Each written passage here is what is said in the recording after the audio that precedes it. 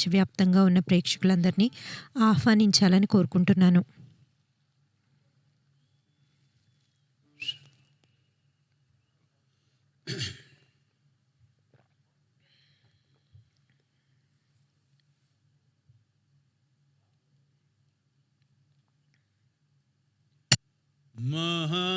Mahadeva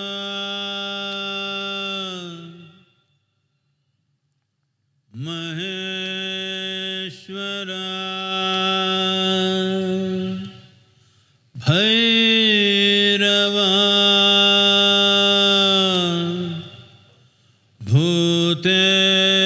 భూతేశ్వరా Mahadeva Maheshwara Bhairava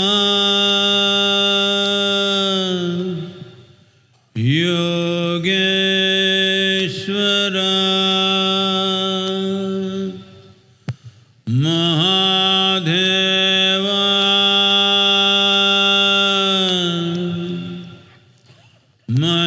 Maheshwara Bhairava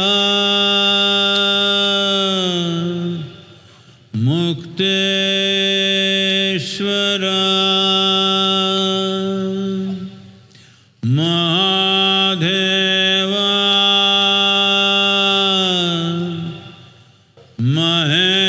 Maheshwara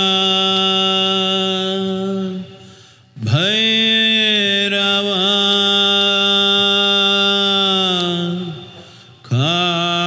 Kaala Bhairava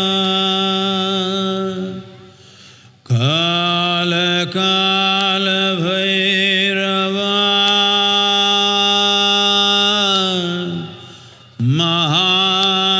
మహారాత్రే మహారాత్రే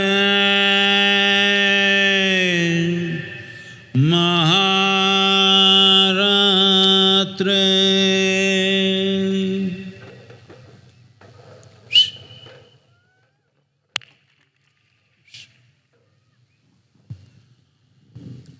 Welcome to Mahashivratri 2026. 2026 Mahashivratri ఉత్సవానికి మీ అందరికీ స్వాగతం. మీరందరూ ఎక్కడ ఉన్నా సరే మీ అందరికీ స్వాగతం. A night for those who are willing. ఎవరైతే సుముఖంగా ఉంటారో వారికి ఈ రాత్రి మనము అతీతంగా వెళ్లేందుకు ఎన్నో అవకాశాలు ఉన్న రాత్రి ఇది. ఎవరైతే ఈ ప్రక్రియకు తమను తాము అర్పించుకుంటారో వారికి ఇది ఎంతో ప్రత్యేకమైన రాత్రి. దీన్ని మనం శివరాత్రి అంటాము. ఇది మహాశివరాత్రి. ఒక సంవత్సరంలో 12 లేదా కొన్ని సంవత్సరాల్లో 13 శివరాత్రులు వస్తాయి. అంటే అమావాస్యకు ఒక రోజు ముందు. ఇది నెల్లోకెల్లా అత్యంత చీకటి రాత్రి. మాఘమాసంలో వచ్చే ఈ శివరాత్రిని ఇది ఉత్తర భారతదేశంలో దీన్ని ఫాల్గుణి అంటారు. ఎందుకంటే పంచాంగాలు కొంచెం భిన్నంగా ఉంటాయి. మనము ఇక్కడ అమావాస్యను ఒక నెలకు ముగింపుగా చూస్తాము. కొన్ని చోట్ల పౌర్ణమి నెల ముగిసినట్లుగా చూస్తారు. అందుకని కొద్దిగా మార్పులు ఉన్నాయి. కానీ అన్ని చోట్ల ఈరోజు మహాశివరాత్రి. ఈ రోజున చైతన్యం సహజంగా ఉప్పొంగుతుంది. అయితే ప్రతి మానవుడు ఎవరికైతే వెన్నెముక నిటారుగా ఉంటుందో వాళ్ళందరూ దీన్ని ఉపయోగించుకోవచ్చు. ఎంతో మంది వాట్సాప్ సైంటిస్టులు ఇదంతా చెత్త అనేవాళ్ళు ఎంతో మంది ఉన్నారు. ఇక్కడ గొప్ప సైంటిస్టులు కూర్చొని ఉన్నారు. ఇవాళ ప్రతి పౌర్ణమికి ప్రతి అమావాస్యకి ఈ సముద్రం అంతా ఉప్పొంగుతుంది. ఈ పోటు Millions of ఎలా tons of ఉంటుందంటే water is trying to rise. కొన్ని లక్షల టన్నుల నీరు such a force పైకి is being ఎగసిపడుతుంది. ఇలాంటి This శక్తి body, ఉన్నప్పుడు which is over ఈ 70% దేహంలో water, దాదాపుగా 70% and ఉన్నది almost, నీరే. everything that happens in this body ఇక ఈ is because of దేహంలో actions జరిగేవన్నీ of the కూడా fluids within the system మన and దేహంలో ఉన్న secretions within the ద్రవాల system. కదలిక వల్లే, మన దేహంలో health, your well-being, ద్రావకాలు your mental ఉండడం balance, వల్లే మీ your emotional ఆరోగ్యం, మీ experiences శ్రేయస్సు, and profound me experiences of life మానసిక అనుభూతులు, మీ విశిష్టమైన are subject అనుభూతులు to the అన్నీ కూడా secretions in your body మీలో or the chemical ఏవైతే balances in your system. మీలో ఎలాంటి రసాయనిక సమతుల్యం ఉంటుందో దాని మీదే ఆధారపడి ఉంటుంది. ఇవన్నీ కూడా ద్రావక రూపంలోనే ఉంటాయి. ఇక సముద్రం అంతా ఎగసిపడాలని చూస్తుంటే మీలో ఏది ఉప్పొంగదు అని మీరు అనుకుంటున్నారా? మీరు దాని పట్ల సున్నితంగా ఉంటే అది జరుగుతుంది. ఇది ఎంతో గొప్ప అవకాశం. ఈరోజు మన ఆరోగ్యం, శ్రేయస్సు, లౌకికపరమైన సాఫల్యత, ఇంకా ఆధ్యాత్మిక అవకాశాలు అన్నింటికీ మించి ఎంతో సాఫల్యమైన జీవితం. జీవితంలో సాఫల్యత అంటే మరొకరి కంటే మెరుగ్గా ఉండడం కాదు. ఈ జీవితం దాని పూర్తి స్థాయికి చేరుకున్నది, అది పూర్తిగా వ్యక్తమైంది. మీరు మరొకరి కంటే గొప్పగా ఉండాల్సిన అవసరం లేదు. మీ జీవితంలో ప్రతి క్షణం మీరు ఉన్నతంగా ఉన్నారు, మీ ఉత్తమ స్థాయిలో మీరు ఉన్నారు అని అర్థం. దీనికి అర్థం ఏంటంటే మన జీవితాల్లో మనం చేయలేంది మనం చేయకపోతే పర్వాలేదు, కానీ మన జీవితాల్లో మనం ఏం చేయగలమో అది చేయలేకపోతే అది మహాఘోరం. ఈ యోగా, నా కృషి, ఇంకా ఆదియోగి కృషి, ఈయన అనేక యుగాలుగా చేసిన కృషి ఏంటంటే ఎవరు ఈ విధంగా మారకూడదు. వారి మనస్సు, వారి ఆలోచనలు, వారి మనోభావాలు, వారి శరీరం, వారి విజయానికి అడ్డంకులుగా మారకూడదు. మీరు ఈరోజు ప్రపంచంలో ఏదైనా ప్రముఖంగా చేయాలని ముందుకు వెళ్తే ఎన్నో అడ్డంకులు, వేల అడ్డంకులు వస్తాయి. కొన్నిని దాటగలుగుతాం, కొన్నిని దాటలేకపోతాం. కానీ మీకు మీరే అడ్డంకి అయితే ఇక పరిష్కారం ఎక్కడ ఉంటుంది? అందుకని ఈ మహాశివరాత్రి రోజున ఈ యోగ శాస్త్రం, అన్నింటికీ మించి ఈ ఆదియోగి ముఖారవిందం, ఇవన్నీ ఏమి సూచిస్తాయంటే మీ జీవితంలో మీరెప్పుడు మీకు అడ్డంకి కాకూడదు. మీరు ఈ ప్రపంచంలో ఎన్నో పనులు చేస్తారు. మీరు ఎన్ని ఎక్కువ పనులు చేస్తే అన్ని ఎక్కువ అడ్డంకులు వస్తాయి. మీకు ఎలాంటి సమస్యలు లేవంటే మీ జీవితంలో మీరు విశేషమైనవి చేయడం లేదు అని అర్థం.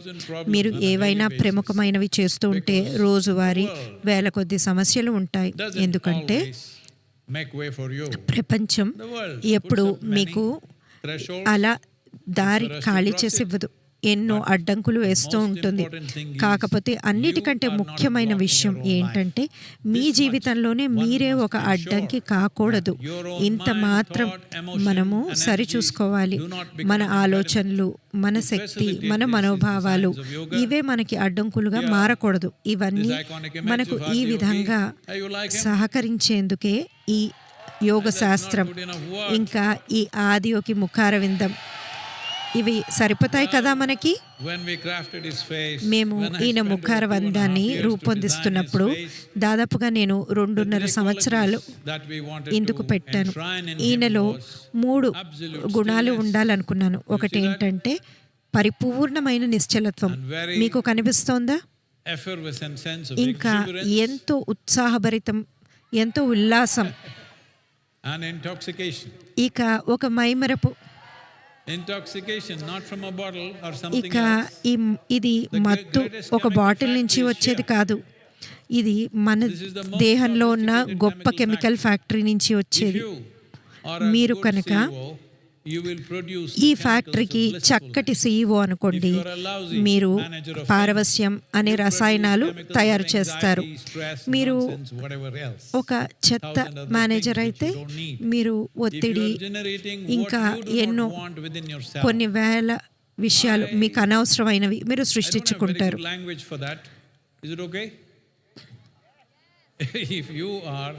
ఒకవేళ ఈ ప్రపంచంలో మనకి నచ్చని విషయాలు ఎన్నో ఉంటాయి, కానీ మీలో మీకు నచ్చనివి మీరు తయారు చేసుకుంటూ ఉంటే మీతో మౌలికంగా ఏదో తప్పు ఉన్నట్టు. దీన్ని మనం సరిచేసుకోవడానికి ఆదియోగి వచ్చారు. ఎన్నో వేల సంవత్సరాల క్రితం ఆయన మనకు 112 విధానాలను ఇచ్చారు. వీటి ద్వారా మనిషి తన ఉన్నత శ్రేణికి చేరుకోగలరు. ఇది 112 విధానాలు. ఇక ఏ మనిషిని వదిలిపెట్టకూడదన్నదే ఆయన ఉద్దేశం. అందుకే ఆయన ముఖారవిందాన్ని 112 అడుగులుగా మనం రూపొందించాము. ఆయన గతానికి చెందినవారు కాదు, ఆయన భవిష్యత్తుకు చెందినవారు. ఎందుకంటే ఆయన మానవాళికి అందించినవి నమ్మక వ్యవస్థలో, సిద్ధాంతాలో, ఐడియాలో కాదు, లేదా బోధనలు కూడా కాదు. ఇవి సాంకేతికతలు, టెక్నాలజీస్ మన శ్రేయస్సుకు. గత 15,000 సంవత్సరాలుగా ఆయన వచ్చిన దగ్గర నుంచి ఒక తరం వారు ఈనాటి తరం ఎంత చురుగ్గా ఉన్నారో ఇలాంటి తరం మరొకటి లేదు. ఆయన ఇలాంటి తరం కోసం 15,000 సంవత్సరాలు ఆయన ఎదురు చూశారు. ఆయన కూర్చుంటే ప్రజలు వచ్చి ఆయన్ని ఆరాధించారు, కానీ ఎవరు వచ్చి ఆయన శాస్త్రాన్ని, సాంకేతికతని నేర్చుకోలేదు. వాళ్ళు క్యాలెండర్లు తయారు చేసుకొని అన్నీ జరిగిపోతాయి అనుకున్నారు.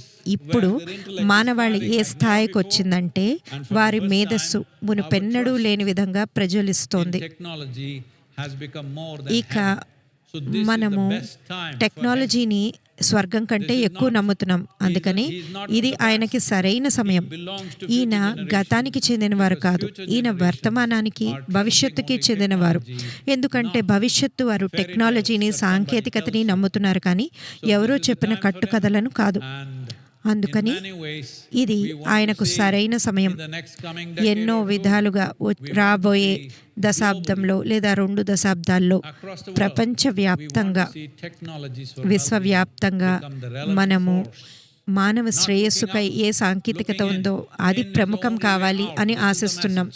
బయటికి చూడడం కాదు, అంతర్ముఖులు అవ్వడమే బయటపడేందుకు దారి. ఇది ఎలాంటి ఉద్యమం అంటే మనం మతం నుంచి బాధ్యతకు మారడం. మతం అంటే ప్రజలు బాధ్యత అక్కడెక్కడో పైన ఉంది అనుకుంటున్నారు. అలా కాదు. ఈనాటి నాగరికత, ఇక్కడి నాగరికత ఎలాంటిదంటే మీరు నేను సృష్టించలేదు. మనం వచ్చే ముందరే ఇక్కడ సృష్టి ఉంది. ఏ సృష్టి అయితే దీన్ని సాధ్యం చేసిందో దానికి మనం వందనం చేస్తాం, నమస్కరిస్తాం. కానీ మన అనుభూతి, మనం దీని నుంచి ఏం తయారు చేసుకుంటాం అనేది మన కర్మ. అది మన బాధ్యత. మన కర్మ అంటే మనం చేసుకున్నది అని అర్థం. ఇది మనం చేసుకున్నది. ప్రస్తుతం మనం ఎలా ఉన్నాం అన్నది మనం చేసుకున్నది. ఎన్ని శక్తులు ఉన్నా అవి మిమ్మల్ని సంరక్షించినా సరే, మిమ్మల్ని తొక్కేసినా సరే, మీరు ఈ జీవితం నుంచి మీరు ఏం చేసుకుంటారు అనేది పరిపూర్ణంగా మీ కర్మ. మన నాగరికతలో మాత్రమే మనం ఈ విధంగా అన్నాం. మీ జీవితాన్ని మీరు తయారు చేసుకుంటున్నారు, మీరు సృష్టిని చేయలేదు. కానీ ఈ జీవితాన్ని మీకు ఎలా కావాలో మీరు ఆ విధంగా తయారు చేసుకోవాలి. మనలో ప్రతి వారు మనం ఎలా ఉండాలనుకుంటున్నామో ఆ విధంగా మనం తయారు చేసుకుంటే ఎంతో గొప్ప మహిమాన్వితమైన ప్రపంచంలో, మహిమాన్వితమైన లోకంలో మనం ఉంటాము. ఇంకా మనము భవ్య భారత్లో ఉన్నాము. ఇప్పుడు మన రక్షణ మంత్రి, మన ప్రియతమ రాజ్నాథ్ సింగ్ గారిని మీ అందరికీ పరిచయం చేయడం నాకు సౌభాగ్యంగా భావిస్తున్నాను. భారతదేశంలో ఉన్న గొప్ప రక్షణ మంత్రుల్లో ఈయన ఎంతో క్రియాశీలంగా ఉన్నారు. ఎంతో చక్కటి విజయాలు సాధించారు. ఎన్నో పరిస్థితులను ఎదుర్కొన్నారు.